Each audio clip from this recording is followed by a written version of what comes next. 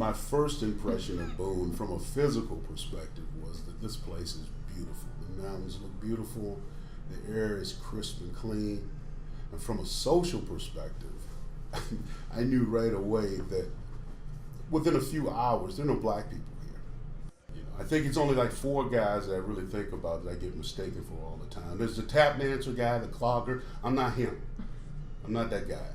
There's the guy, I don't know if he's homeless or not, but he sits on the bench on King Street. That's not me. I'm not the delivery guy. I'm not the African professor that teaches at App State. I'm the other black guy. Yeah, there's a lot of things that you have to think about when you live in a town that has a small black population. On more of a serious level, little things like rooming. There is one black barber shop here now, and it's been here about, I'm going to say about 4 months. So for about 14 years, there's never been a black barber shop. I grew up in a poor southern town called Richmond, Virginia, the capital of the Confederacy, during the 1960s and 70s, in a part of town called Churchill. When I grew up there, it was a dilapidated ghetto. I left home at 17 and joined the Army. I ended up spending 20 years in the Army. The Army went from being my stepping stone in life to my island, and I was an unlikely soldier, so it was hard to believe that I would end up being a career soldier. Served in combat, was injured, I retired from the military. When I got out, I went back to school, earned a bachelor's degree. As soon as I got out, I went back to school. I made an attempt at trying to be a lawyer. I went to law school, that didn't work out. And after law school, I went to graduate school, earned a graduate degree in public history, and earned another graduate degree in education, and finally I earned my doctorate. Kind of out of order, but I came to Boone about 15 years ago. Of the 6 kids I have, 2 of them were actually born here.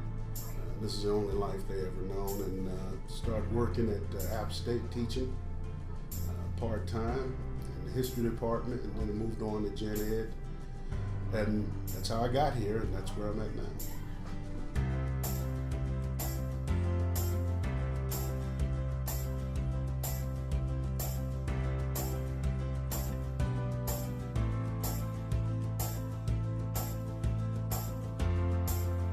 Well, it didn't take long for me to figure out when I got to Boone that the black population was pretty small, and that the main thoroughfare in the town, King Street, is not named after Martin Luther King at all. In fact, I've been here 15 years and I still don't know who the street is named after, but it's not Martin Luther King.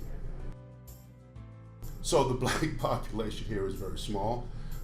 It's confined to one area of town, actually. It's called Junaluska. And compared to other places I've been, the density of black people in that part of town is still relatively small compared to other places I've been.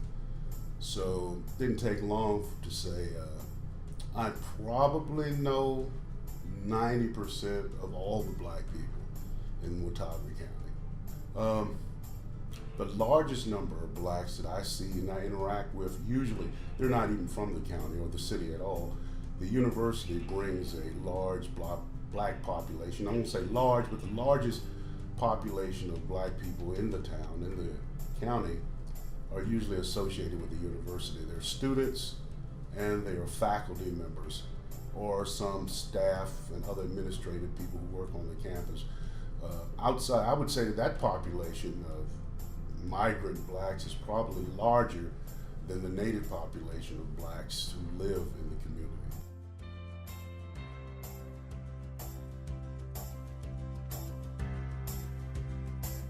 People come here who are visitors probably to see traditional things, so you wouldn't want to move away from that. I don't know if the community could make any real solid major effort to let's recruit blacks and make them come here. Most of it is tradition, and there's just not much of a black culture here to pull from. even when you look around the community historically, the plaques, the names of the streets, you really don't see anything that recognizes any African Americans in any prominent way. They had recently, last year, talked about or unveiled this cemetery. There was a ceremony that talked about African Americans that were buried here, and that's significant because all over the South, black cemeteries have been plowed over, paved over, or just destroyed. My own grandparents' graves were destroyed, all but one.